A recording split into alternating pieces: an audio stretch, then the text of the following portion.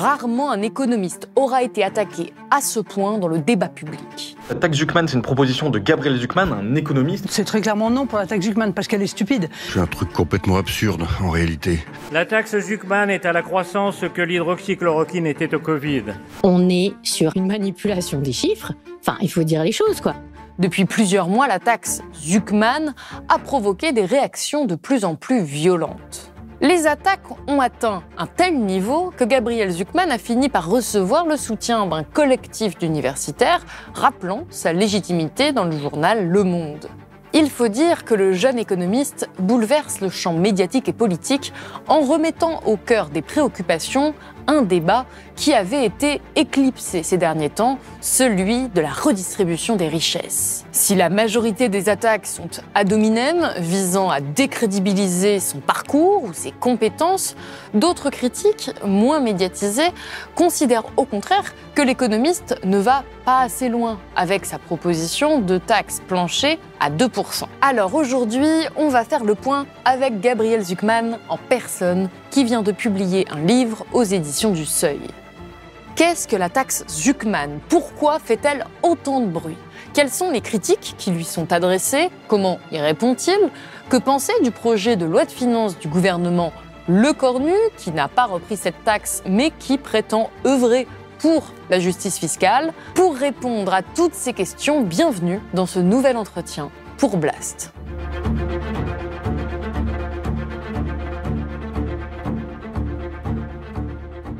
Gabriel Zucman, bonjour. Bonjour. Alors vous êtes économiste, on va représenter un petit peu votre parcours pour celles et ceux qui ne vous connaîtraient pas encore, ou en tout cas qui ne connaîtraient pas ce qui vous a amené à créer cette taxe Zucman. Donc après une formation à l'École normale supérieure Paris-Saclay et à la Paris School of Economics, vous avez soutenu en 2013 une thèse dirigée par Thomas Piketty qui était consacrée à la répartition mondiale des patrimoines. Votre parcours vous a conduit à la London School of Economics, puis à l'Université de Californie à Berkeley, où vous avez enseigné et dirigé des travaux de recherche sur la fiscalité internationale et la transparence financière. Vous êtes aujourd'hui professeur à l'École normale supérieure et à la Paris School of Economics. Vous êtes également directeur de l'Observatoire européen de la fiscalité. Vous avez reçu tout un tas de récompenses ou de distinctions.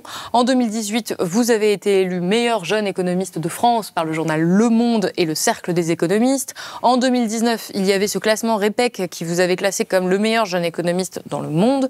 Et en 2023, surtout, vous avez reçu la prestigieuse médaille John Bates Clark, l'une des plus hautes distinctions que l'on puisse recevoir en économie et qui concerne les chercheurs de moins de 40 ans qui sont considérés comme ayant apporté une contribution majeure à la discipline. Et il y a 2 ans, on vous avait déjà reçu ici sur le plateau de Blast pour parler de fiscalité. Et nous, on vous avait surnommé l'économiste qui fait trembler les milliardaires. Et il semble que ce ne soit on ne peut plus vrai aujourd'hui, en 2025, puisque votre nom est absolument partout. Quand on tape votre nom sur Google, il y a tout simplement des centaines d'articles, on ne peut pas tout lire. Vous êtes commenté, encensé, critiqué, ultra sollicité, en cause cette taxe qui porte désormais votre nom, dont beaucoup de gens ont probablement entendu parler, la taxe Zucman. Alors on va revenir un peu sur tout ce tumulte, mais évidemment, j'aimerais que l'on rappelle ce que c'est que cette taxe Zucman qui fait tant parler. C'est très simple, c'est de poser un nouveau principe. Le principe, c'est que les personnes immensément fortunées, j'ai proposé de fixer le seuil à 100 millions d'euros de patrimoine, devraient payer un minimum d'impôts chaque année, un minimum incompressible, en l'occurrence 2% de leur fortune. Donc quelqu'un qui paierait aujourd'hui déjà l'équivalent de 2% de son patrimoine en impôt sur le revenu, plus CSG, plus impôt sur la fortune immobilière, n'aurait rien de plus à payer. Mais ceux qui, parmi les ultra-riches, paieraient moins de 2%, alors ils devraient payer la différence pour atteindre ce seuil, ce taux minimum de 2%. Et donc, ça pourrait rapporter entre 15 et 25 milliards d'euros par an, selon les estimations. Cette taxe, vous la détaillez dans ce petit livre qui vient de paraître aux éditions du Seuil, qui s'appelle « Les milliardaires ne paient pas d'impôt sur le revenu » et nous allons y mettre fin. Et en le lisant, j'ai eu l'impression que c'était quand même une réaction aussi à toutes les critiques qui avaient pu être émises à propos de votre taxe. D'une certaine manière, c'est comme si vous remettiez un peu l'église au milieu du village en détaillant bien. Pourquoi est-ce qu'il y avait besoin pour vous de publier ce petit livre? Parce qu'on a vu le débat monter très fort en septembre, et je me suis rendu compte qu'en fait, il n'y avait pas de texte en français pour le grand public qui explique précisément la proposition, et qui répondent aux différentes objections qu'on peut avoir et qui sont parfaitement légitimes. J'avais écrit un rapport détaillé l'année dernière pour la présidence du G20. Le gouvernement brésilien qui présidait le G20 avait mis cette idée d'un impôt minimum sur les très grandes fortunes à l'ordre du jour du G20 et m'avait commandité un rapport. Donc j'avais écrit en juin 2024 un rapport mais en anglais, très technique. Et en fait, il n'y avait pas de texte en français. Donc je me suis dit, là, vu l'ampleur que ça prend dans le débat public, dans le débat politique, c'est très important d'expliquer précisément de quoi on parle et de permettre aux millions de citoyens qui se passionnent pour ce sujet, qui entendent parfois des critiques, des craintes qui sont agitées, tout simplement de pouvoir y répondre factuellement, rigoureusement, sur la base des études scientifiques sur lesquelles toute cette proposition se fonde, parce que c'est pas quelque chose que j'ai inventé comme ça tout seul. Il y a tout un travail derrière de recherche au long cours pendant des années par des dizaines de chercheurs dans différents pays pour établir la réalité de qui paye quoi finalement et des maigres contributions des milliardaires aux finances publiques de la France, mais aussi des autres pays européens, des États-Unis, du Brésil.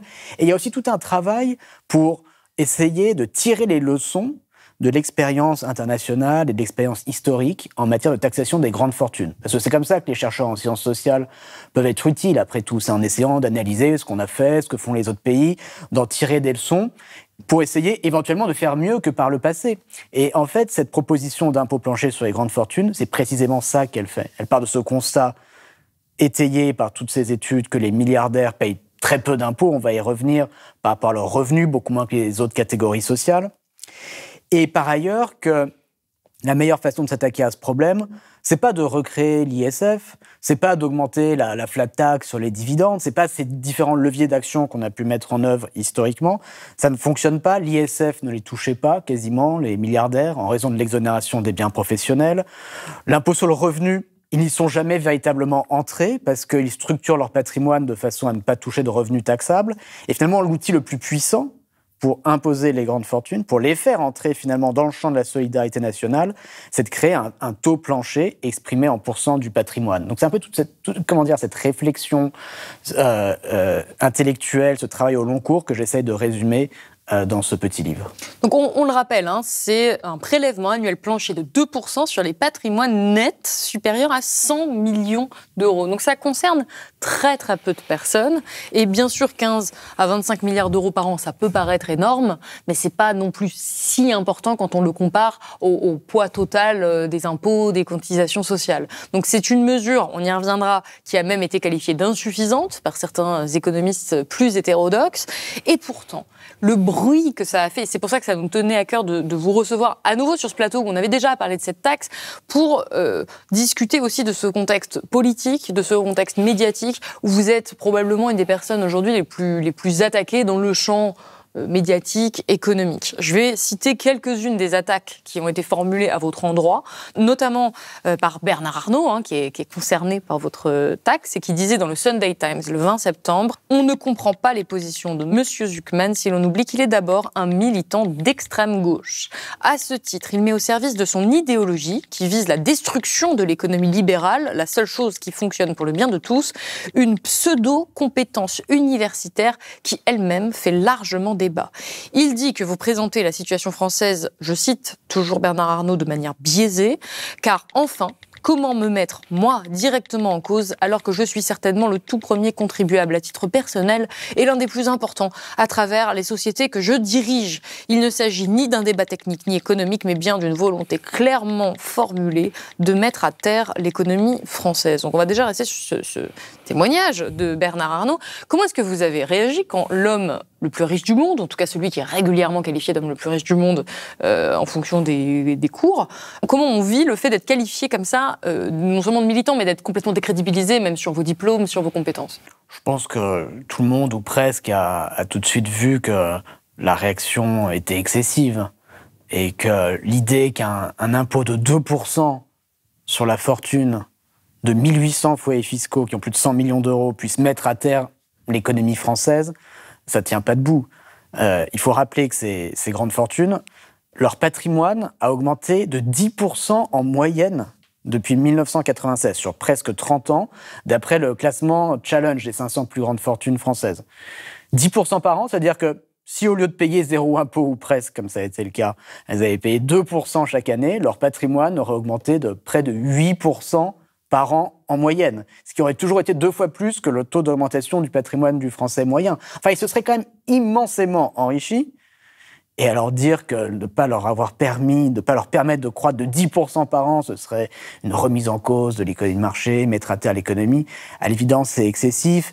Et je pense que ce que ça reflète, dans le fond, c'est la faiblesse des arguments des adversaires de cette proposition. Parce que moi, vous attaquent ad hominem. Voilà, moi, ce qui m'intéresse, c'est le débat d'idées. Je suis un chercheur, j'aime effectivement essayer de contribuer via mes travaux à une discussion rationnelle dans l'espace public pour essayer d'améliorer les politiques publiques, de contribuer à une meilleure société et d'avoir une discussion fondée, rationnelle sur tous ces sujets. Et donc, moi, je serais parfaitement prêt, et je l'ai fait à de nombreuses reprises, d'avoir un débat sur le fond du sujet, y compris avec des contribuables qui seraient concernés par cette mesure. Mais là, dans cette réaction, il n'y avait aucune critique de fond substantielle. Et je crois que c'est comment dire, révélateur du fait que, dans le fond du fond, c'est une mesure qui est quand même difficilement attaquable. Pourquoi ? Parce que, évidemment, on peut tous avoir des avis différents, et c'est bien naturel, sur le juste niveau de progressivité fiscale. C'est-à-dire à quel point les ultra-riches devraient payer plus d'impôts par rapport à leurs revenus que le reste de la population. Bon, c'est facile d'aller trop loin, pas assez loin, on peut se tromper. Mais en tout cas, on peut tous se mettre d'accord sur un principe qui est simple, qui est que les ultra-riches ne devraient pas pouvoir payer moins d'impôts relativement à leurs revenus que les autres catégories sociales. C'est important le relativement, parce que c'est ça que met en exergue Bernard Arnault dans sa critique, c'est qu'il dit « mais moi j'en paye plus que tout le monde en quantité ». Oui, mais ayant une fortune de l'ordre de 150 milliards d'euros et des revenus qui se chiffrent en milliards d'euros par an, il n'y a rien de très étonnant là-dedans. Mais notre définition constitutionnelle de la justice fiscale, qui en fait est inscrite dans la Déclaration des droits de l'homme et du citoyen de 1789, c'est le principe d'égalité devant l'impôt. Article 13 de la Déclaration des droits de l'homme de 1789, que les différentes catégories sociales doivent contribuer, à proportion de leur capacité, aux charges communes. L'interprétation minimaliste qui a été faite par le Conseil constitutionnel de ce principe, c'est de dire que c'est un principe de non-régressivité. C'est-à-dire que par rapport aux revenus, les très riches ne devraient pas pouvoir payer moins que les autres catégories sociales. Or, et c'est ça qui est très important de comprendre, le taux de 2%, il n'est pas arbitraire. Pourquoi est-ce que j'ai fait cette proposition ? C'est précisément le taux qui permet de s'assurer que les milliardaires payent autant que les autres catégories sociales. Parce qu'il faut rappeler l'arithmétique derrière tout ça. Le Français moyen s'acquitte d'environ 50% de ses revenus en prélèvement obligatoire. La France est un pays qui a un taux de prélèvement obligatoire relativement élevé, ce qui correspond au choix qu'on a fait en matière de solidarité nationale, de services publics, d'éducation, de santé, choix dont il faut absolument se réjouir, mais qui ont une conséquence simple, qui est simplement que le Français moyen, les Français en général, payent tout prélèvement compris, cotisations sociales, TVA, impôts sur le revenu, etc., beaucoup d'impôts, de l'ordre de la moitié de leurs revenus. Et ce taux de 50%, on le retrouve pour les catégories populaires dans leur ensemble, c'est-à-dire les 50% des Français avec les revenus les plus faibles, pour les classes moyennes, c'est-à-dire les 40% suivants, pour les classes aisées, les cadres supérieurs, mais une exception, c'est les ultra-riches, les personnes qui ont plus de 100 millions d'euros de patrimoine. Pour elles, le taux effectif d'imposition, tout prélèvement compris, baisse à 25% du revenu. Si on crée ce taux plancher de 2%, comme je l'explique dans le livre, c'est précisément ça qui permet de les faire revenir à la moyenne. Ça ne les ferait pas payer plus que les autres Français, et on pourrait parfaitement, légitimement, vouloir qu'ils payent plus en proportion de leurs revenus, mais simplement qu'ils ne payent pas moins. Et je pense que tout le monde devrait pouvoir être d'accord avec ce principe-là. C'est d'ailleurs pour ça que j'avais formulé cette proposition. Au début, elle ne vient pas du tout d'un débat politique franco-français. Elle vient des travaux que j'ai réalisés au G20 en 2024, où il s'agissait de mettre à l'ordre du jour une proposition de nouvelles formes de coopération internationale qui puissent voir le jour à horizon 4-5 ans dans une enceinte comme le G20, où il y a plein de pays aux situations très variées. Donc, il ne s'agit pas de faire la révolution fiscale, il s'agit de créer un plancher incompressible, comme on l'a fait pour les sociétés multinationales, avec un taux très faible de 15%. Donc c'était ça, la philosophie. Et en fait, si on réfléchit, on comprend que 2%, on ne peut pas aller en dessous de 2%. Aller en dessous de 2%, ça reviendrait à accepter le principe que les milliardaires ont le droit de payer moins d'impôts que les classes moyennes. Mais c'est vraiment essentiel de rappeler, encore une fois, les faits. C'est ce qu'on a essayé de faire ici dans plein d'émissions à Blast. C'est que l'impôt, ce n'est pas que l'impôt sur le revenu. Et souvent, on a tendance à se comparer aux autres dans la société, ou même à qualifier d'assister certains en se disant ils ne paient pas d'impôt sur le revenu. Ce que vous rappelez dans le livre et dans l'ensemble de vos travaux, c'est que non, il y a tout un tas de contributions au bien commun qui passent par d'autres cotisations sociales, comme la taxe sur la valeur ajoutée, la TVA, l'impôt sur le revenu évidemment, mais sur les sociétés, la taxe foncière et tout un tas d'autres types de prélèvements. Et on l'a déjà dit dans le dernier entretien, mais il faut quand même le rappeler, c'est que c'est ça la base de cette injustice fiscale. Ça repose sur notre capacité à voir l'économie de manière beaucoup plus large et le système de prélèvement de manière beaucoup plus large, pas seulement l'impôt sur le revenu. Ah oui, le débat sur ces questions est parfois très mal posé. C'est-à-dire quand les gens prétendent dire que le système fiscal est très progressif en ne regardant qu'un seul impôt, qui est l'impôt sur le revenu, c'est malhonnête, parce que l'impôt sur le revenu, c'est à peine 10% du total des prélèvements obligatoires. Il y en a beaucoup d'autres, et c'est très important de prendre en compte la TVA que tout le monde paye quand il ou elle va faire ses courses. Y compris les personnes au RSA. Y compris les personnes au RSA. La CSG qui est payée par les gens au SMIC. Sur le premier euro de salaire, ils doivent payer 10% d'impôt sur le revenu à la source. Ça s'appelle la CSG-CRDS. La taxe foncière, que n'importe qui possède un logement, mettons, de 300 000 euros, qui a dû contracter un emprunt immobilier de 250 000 euros, donc sa fortune nette, son patrimoine net, c'est que 50 000 euros, doit payer quand même une taxe foncière qui va être l'équivalent à peu près de 3 000 euros. Donc c'est beaucoup pour des personnes à ce niveau de revenus, à ce niveau de patrimoine. Donc, bref, il y a plein de prélèvements obligatoires et il est parfaitement malhonnête de n'en regarder qu'un seul. Mais surtout, derrière tout ça, ces aspects impôts, prélèvements obligatoires peuvent sembler un peu rébarbatifs. Moi, ce que j'ai essayé de faire dans le livre, c'est d'expliquer pourquoi c'est très important pour tous les citoyens de s'y intéresser, et de s'y intéresser de près. Parce que la question de l'impôt, c'est sans doute la question politique et même philosophique la plus importante dans notre démocratie contemporaine. Dans nos démocraties où la puissance publique prélève entre 30% dans un pays comme les États-Unis et 50% dans un pays comme la France du revenu national chaque année en prélèvement obligatoire. C'est extrêmement important de se demander qui paye quoi exactement. Est-ce qu'on ne pourrait pas organiser ça mieux pour financer quelles dépenses ? Finalement, c'est la question à laquelle on est tous confrontés en tant que citoyens.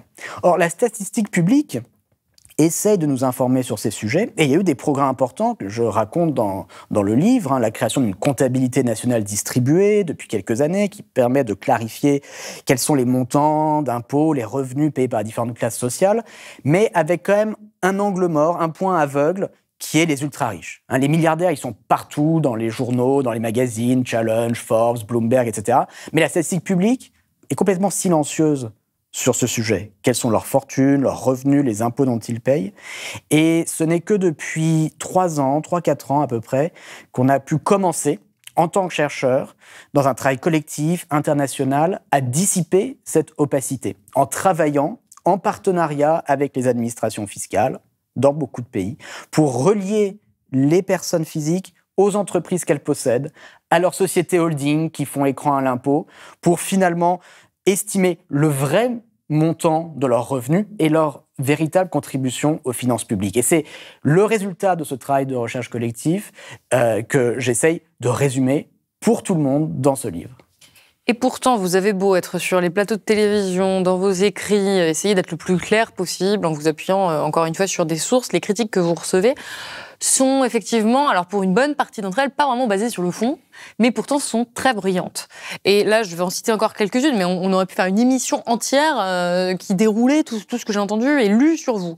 Il y a notamment le président du MEDEF, donc c'est encore une fois des personnes qui ont quand même un poids dans le débat public français, Patrick Martin, lui qui a carrément menacé d'une grande mobilisation patronale au cas où votre taxe serait promulguée. Il a dit en cas de hausse d'impôt, pour lui, votre taxe, cette taxe Zuckman, elle intègre l'outil de travail dans le patrimoine, alors que même l'impôt l'impôt de solidarité sur la fortune ne le faisait pas. Il y a également Nicolas Dufourcq, le patron de BPI France, la banque publique d'investissement, qui a dit que cette taxe était, je le cite, un truc absurde.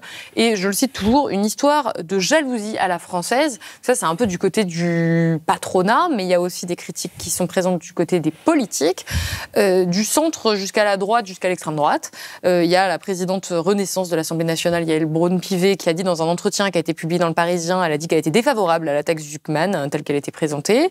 Marine Le Pen a aussi critiqué votre taxe. Elle a dit, je cite, que c'était une mesure floue qui détourne, je cite toujours, de l'essentiel. Elle propose autre chose. Elle propose un impôt sur la fortune financière qui serait calqué sur l'ancien impôt sur la fortune, mais la résidence principale ou unique en serait exclue. Donc là, il y a plusieurs critiques qui s'accumulent, notamment celle de Patrick Martin, qui dit que ça intègre l'outil de travail dans le patrimoine. Donc, c'est pas vraiment la bonne manière de calculer. Et puis Marine Le Pen qui dit, bon, voilà, faut qu'on fasse complètement autre chose, faut qu'on revienne un peu à un impôt sur la fortune. Vous, qu'est-ce que vous répondez à ça? C'est vrai que sur la question, commençons d'abord par la question des biens professionnels.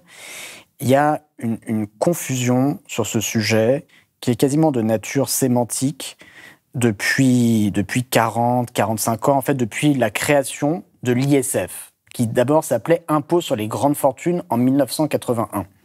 Donc le pouvoir socialiste de l'époque veut taxer les plus hauts patrimoines, créer l'impôt sur les grandes fortunes. Mais ça suscite une levée de bouclier immédiatement parmi les plus grandes fortunes de l'époque, les grands milliardaires de l'époque. Ils se mobilisent pour dire non, on ne peut pas payer, faut trouver une façon de nous exonérer. Et malheureusement, le pouvoir de l'époque dit d'accord, on va vous exonérer de l'impôt sur les grandes fortunes. Mais on ne va pas le dire comme ça, il faut faire voter l'Assemblée nationale, donc on va dire qu'on crée une notion qui n'existe nulle part dans les manuels d'économie, qui n'existe pas dans les autres pays comme la Suisse ou la Norvège, qui aujourd'hui ont un impôt sur les grandes fortunes, qui s'appelle la notion de bien professionnel. Création. Bien professionnel, qu'est-ce que ça veut dire? Ça veut dire, si vous possédez beaucoup d'actions dans une entreprise, plus de 25% du capital d'une société, qu'elle soit cotée en bourse ou pas, nous allons appeler ça bien professionnel, ou même outil de travail, c'est encore mieux pour faire voter l'exonération de ce patrimoine, et on va sortir ça de l'assiette de l'impôt sur les grandes fortunes. Or, ce qu'il faut bien comprendre, c'est que l'essentiel, 90% de la richesse des milliardaires, c'est précisément des gros portefeuilles d'actions, des grosses détentions actionnariales. La fortune de Bernard Arnault, c'est ses actions LVMH. La fortune de Pinault, c'est des actions Kering. La fortune des héritiers Bettencourt, c'est des actions L'Oréal.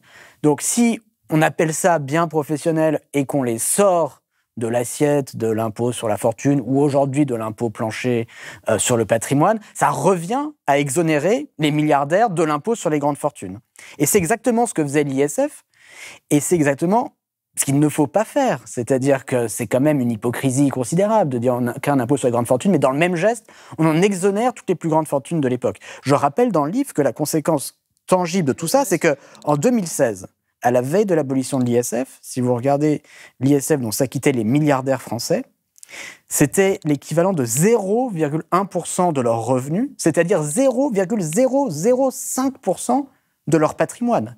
C'est-à-dire que l'ISF exonérait complètement les milliardaires, ce qui, de mon point de vue, constitue un échec intellectuel et politique considérable, peut-être le plus important en matière budgétaire en France des 40 dernières années. Et donc, il est très important de tirer les leçons de cet échec et de ne pas le reproduire. C'est pour ça que les propositions qu'on entend parfois consistent à dire il faudrait juste recréer ce qui existait, l'ISF. Non, ça ne fonctionne pas. Il s'agit de s'assurer aujourd'hui que ces fortunes considérables, et à commencer par elles, et on ne les a jamais bien taxées, ces milliardaires, payent un minimum d'impôts. Il y en a qui vont vous dire mais ça va empêcher les investissements et puis c'est pas du vrai argent. C'est pas de l'argent qu'ils possèdent. Ça, c'est une critique qu'on a énormément entendue. Et vous rappelez par exemple dans le livre que la fortune d'Elon Musk, pendant très longtemps, on a dit ça, et ça lui a quand même permis, par exemple, d'avoir un outil d'influence considérable en rachetant Twitter. Alors ça, c'est vraiment très important, parce que dans tous ces débats, on entend toujours le même argument, qui consiste à dire le patrimoine, la fortune, c'est virtuel, c'est du papier, ça n'existe pas, et donc il ne faut pas le taxer. Mais moi, j'insiste sur le fait que la grande fortune, elle n'est jamais virtuelle. Quelqu'un qui a un grand patrimoine, c'est toujours quelqu'un qui a un grand pouvoir. la richesse pour l'essentiel des Français, le patrimoine, c'est une bonne chose, c'est posséder son logement, c'est une sécurité pour sa retraite, de l'épargne pour sa retraite, très bien. Mais pour les très très riches, la fortune, c'est pas ça, ils épargnent pas pour leurs vieux jours. La fortune, c'est le pouvoir. Et donc, une concentration extrême des fortunes, c'est toujours une concentration extrême du pouvoir d'influencer l'idéologie dominante, du pouvoir d'acheter des médias, du pouvoir d'influencer les politiques publiques, le pouvoir d'influencer les marchés en rachetant des concurrents, etc., etc. Et la richesse n'est jamais virtuelle. Je vais vous prendre l'exemple le plus clair. C'est effectivement l'exemple d'Elon Musk. Parce qu'aux États-Unis, en 2019, il y avait tout un débat, 2020-2019, au moment des précédentes élections présidentielles, sur l'idée de créer un impôt sur les très grandes fortunes. La sénatrice de Massachusetts, Elizabeth Warren, elle voulait créer un impôt qui irait jusqu'à 5%, on est nettement au-dessus de 2%, pour les milliardaires. Bernie Sanders, lui, voulait aller jusqu'à 8% pour les personnes qui ont plus de 10 milliards de dollars de patrimoine. Bref, énorme débat à l'époque. Et les arguments des adversaires de cette mesure, un des arguments principaux, c'était « Non mais regardez, cette richesse, elle n'existe pas. Prenez Elon Musk. Il possède Tesla. Tesla n'a jamais fait de bénéfice. Ils n'ont pas fait $1 de bénéfice avant 2020. Certes, son patrimoine est estimé à 100 milliards, mais tout ça est virtuel. Il ne peut rien faire de son argent. Il n'y a pas de bénéfice derrière. » Qu'est-ce qui s'est passé après ? En 2022, Elon Musk s'est réveillé et il s'est dit « J'ai envie de racheter Twitter ».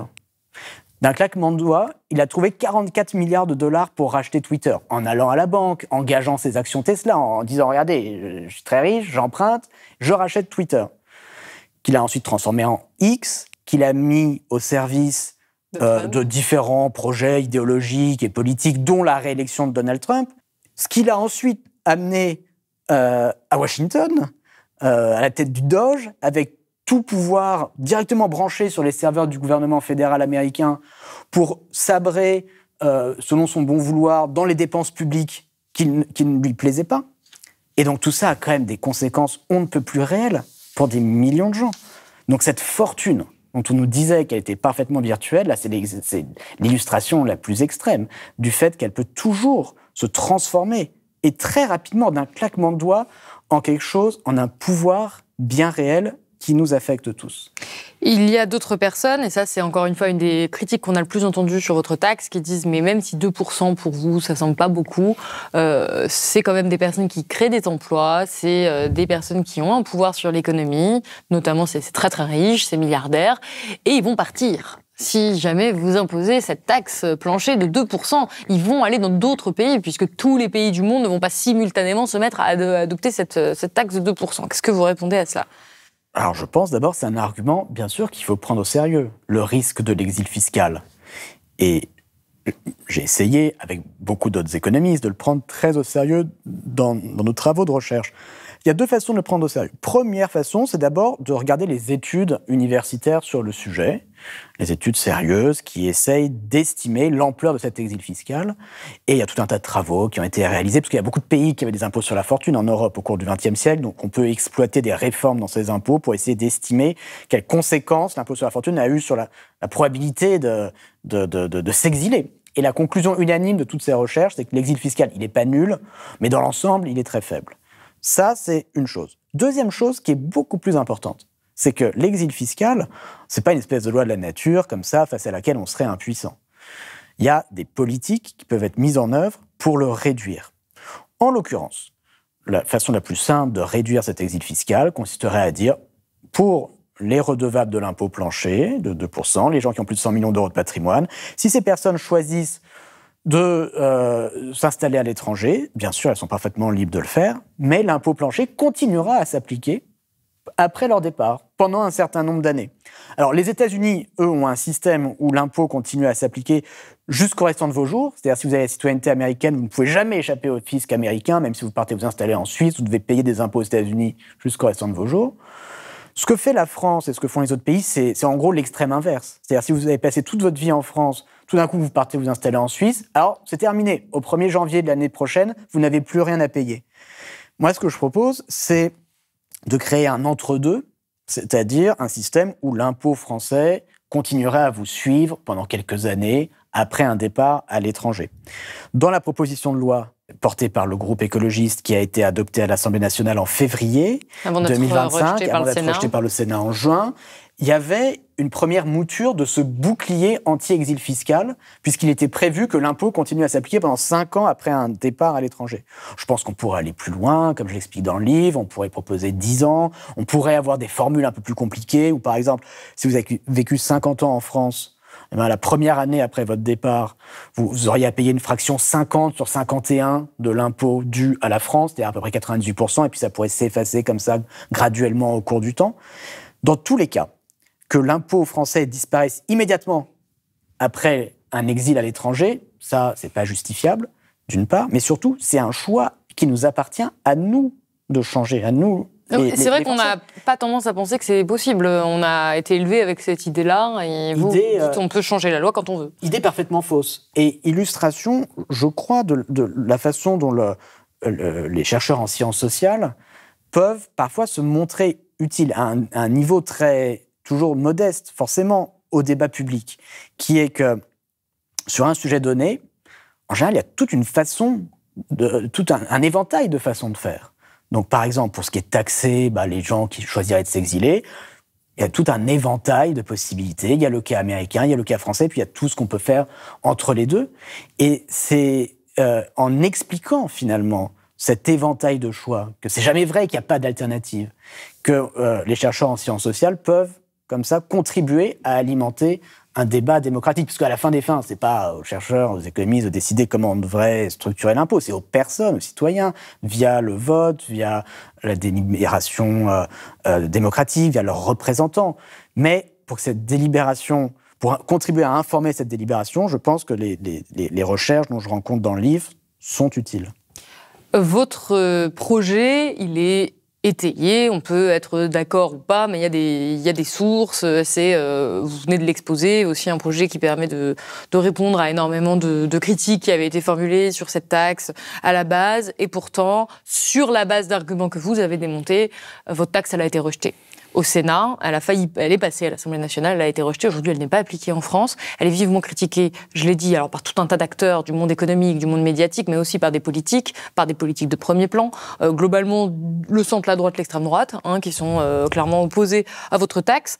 Comment vous vivez ce qui a été un échec sur la dernière votation de la loi ? Moi, je le vois pas comme ça. Moi, je pense que, en réalité, ce débat qu'on a, il est très positif. Et que, pour la première fois, le débat est bien posé sur ce sujet. Les enjeux sont bien compris par l'immense majorité de la population. On voit dans les enquêtes d'opinion qu'il y a entre 75% et 86% des Français qui soutiennent ce type de proposition, avec un soutien qu'on retrouve dans toutes les sensibilités politiques, pas seulement à la gauche de l'échiquier politique. Je pense que pour la première fois, les solutions qui existent aux problèmes réels que ce type de proposition peut soulever commencent à être comprises, qu'on peut créer un bouclier anti-exil fiscal, par exemple.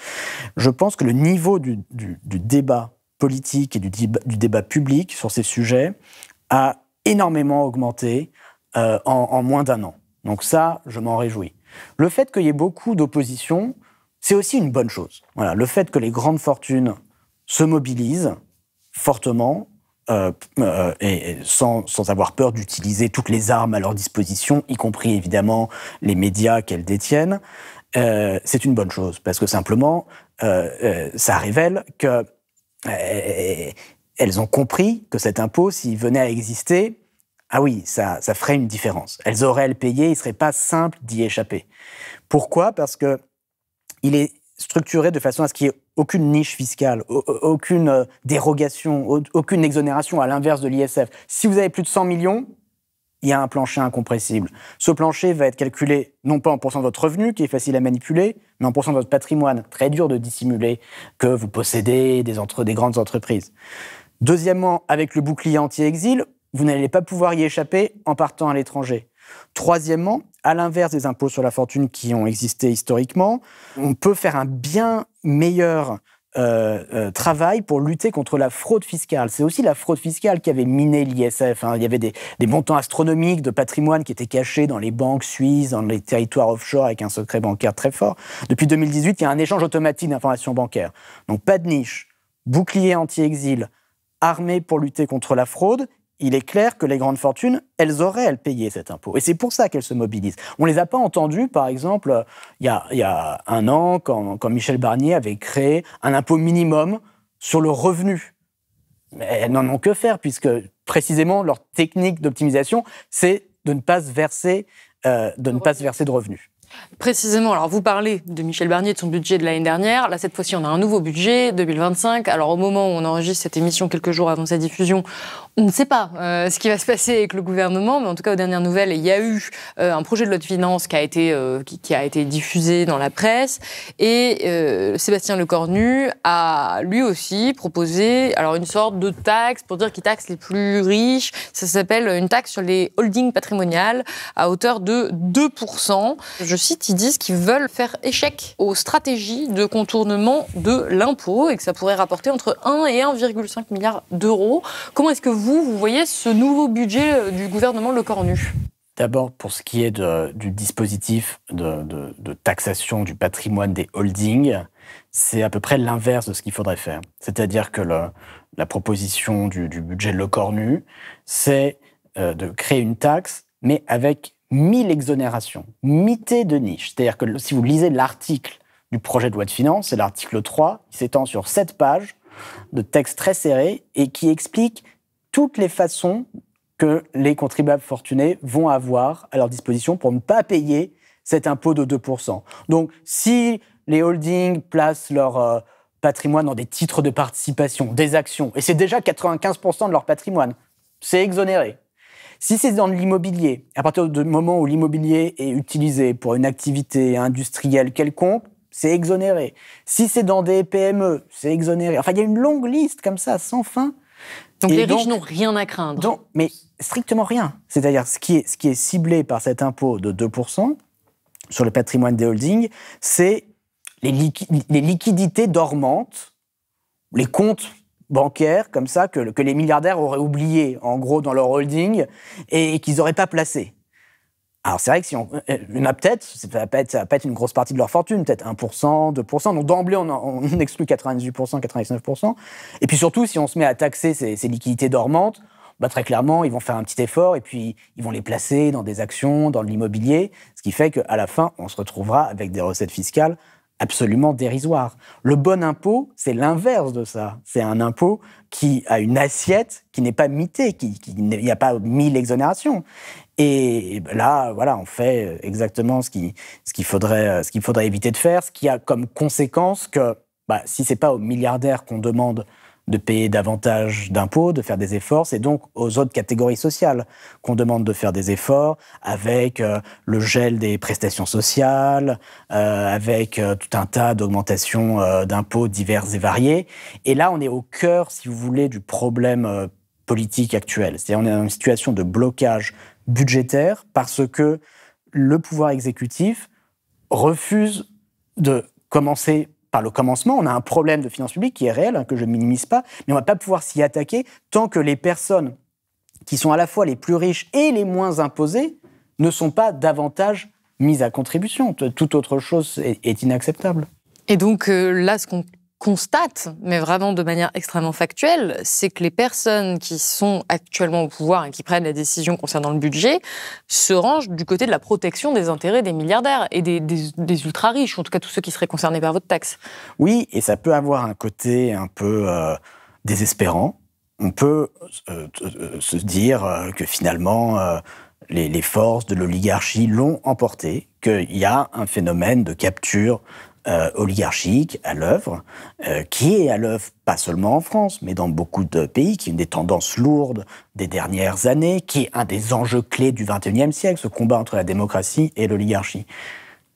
Mais moi, je regarde tout ça avec plus d'optimisme. Et je pense que c'est très important de comprendre qu'on peut être confiant dans cette bataille. Ça va être une bataille, mais il faut regarder l'histoire. Et quand on regarde l'histoire, on se rend compte que les forces de la démocratie, elles l'ont emporté par le passé. Ça peut mettre du temps.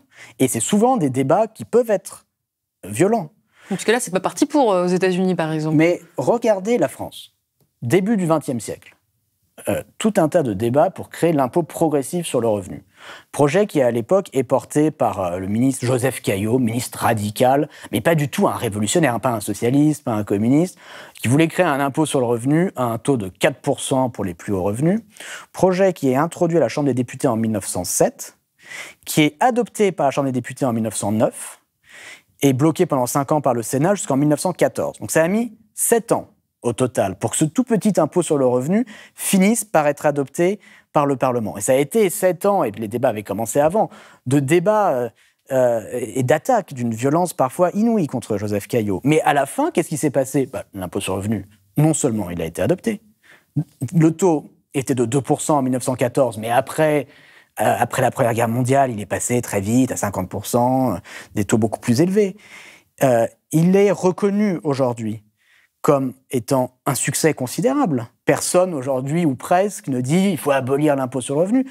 Pourquoi ? Parce que cet impôt sur le revenu, cet impôt progressif sur le revenu, il a été au cœur du développement de la fiscalité moderne, qui, à son tour, a permis la construction de notre État social, c'est-à-dire de l'investissement dans l'éducation pour tous, dans la santé, dans les infrastructures publiques, ces investissements ont permis l'explosion de la croissance économique. Le fait que la productivité du travail a été multipliée par 10 depuis 1914, c'est avant tout parce qu'on a investi dans les compétences, dans l'éducation, dans les savoirs pour toute la population.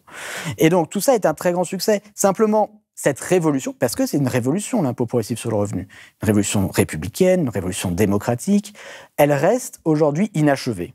C'est ça que les études ont démontré, c'est-à-dire les milliardaires ne sont toujours pas entrés dans le champ de l'impôt sur le revenu.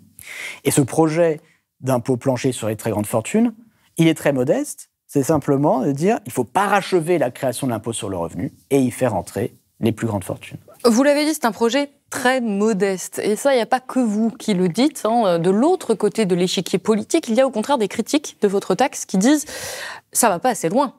Alors là, c'est vraiment l'inverse des critiques que j'ai pu évoquer un peu plus tôt.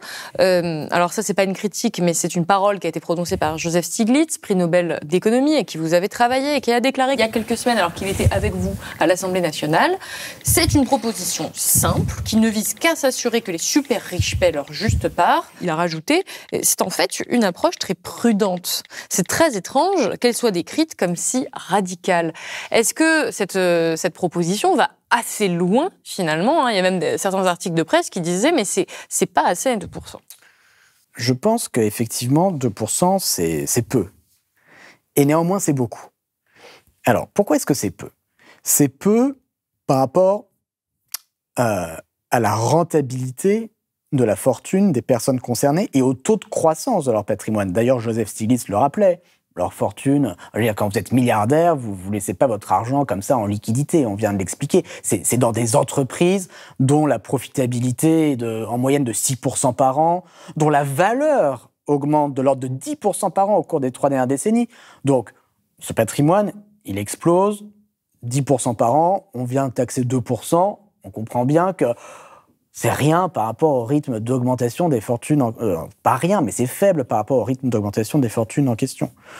Donc, première raison pour laquelle c'est modeste. Deuxième raison, c'est que, comme je l'ai expliqué, mais c'est important de le garder en tête, ce 2%, d'abord, vous pouvez déduire tous les impôts dont on vous acquittez actuellement. C'est-à-dire, si vous payez déjà suffisamment d'impôts sur le revenu, des sommes raisonnables, vous n'avez rien de plus à payer. Ça ne vient pas s'ajouter. Ça vient complémenter ce que vous avez à payer. Donc ça ne vient cibler que ceux qui font, en gros, de l'optimisation fiscale parmi les très riches. Troisièmement, avec 2%, on ne demande pas aux riches de payer plus que les classes moyennes, mais juste autant. Autant que le français moyen, tout prélèvement compris. Alors vraiment, on pourrait dire qu'ils pourraient payer plus. Alors qu'il y a plein de bonnes raisons de vouloir qu'ils payent plus. Mais là, il s'agit juste de mettre en conformité nos lois fiscales avec l'acception minimaliste de notre principe constitutionnel fondamental d'égalité devant l'impôt. C'est le minimum minimorum. Et donc, c'est pour toutes ces raisons que c'est quelque chose de très modeste. Néanmoins, c'est beaucoup, d'une certaine façon. Pas quantitativement, mais qualitativement.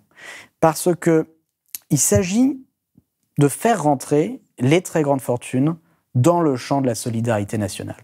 Et elles n'y sont pas encore rentrées, parce que quand on dit que les milliardaires ne payent pas d'impôt sur le revenu, c'est ça que ça veut dire. Ça veut dire que la puissance publique ne s'exerce pas aujourd'hui sur les grands patrimoines. Il n'y a aucun frein qui est mis à leur capacité d'accumulation patrimoniale.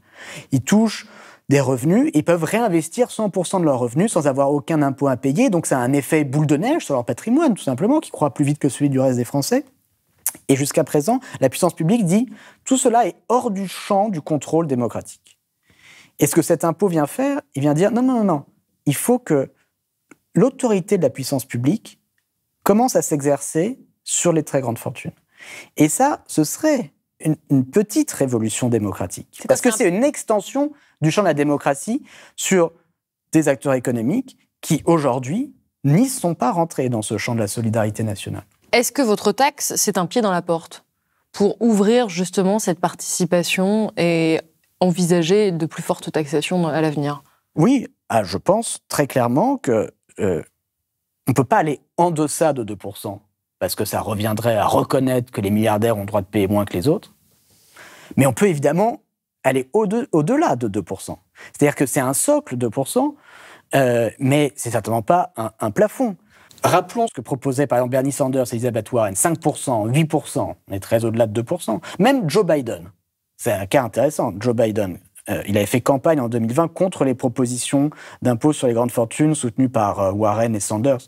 Mais une fois arrivé à la Maison-Blanche, il a mis dans son propre budget quelque chose qui n'était pas du tout dans son programme, qu'il a appelé une billionaire income tax, et qui était un impôt de 25% sur le revenu des Américains avec plus de 100 millions de dollars de patrimoine, mais avec une définition très très large du revenu qui inclut les plus-values latentes. Alors je veux que tout le monde comprenne ce que ça veut dire. Ce que disait Joe Biden, il disait, c'est très simple, la première année, on va taxer 25% du stock de plus-values latentes des très riches Américains. Et les plus-values latentes, c'est en gros l'essentiel de leur fortune. C'est toute la fortune d'Elon Musk, toute la fortune de Jeff Bezos, etc. C'est des plus-values latentes. Et donc Biden, il disait, on va prendre 25% de votre fortune la première année. Puis, chaque année, 25% sur l'augmentation de votre richesse, sur les nouvelles plus-values latentes.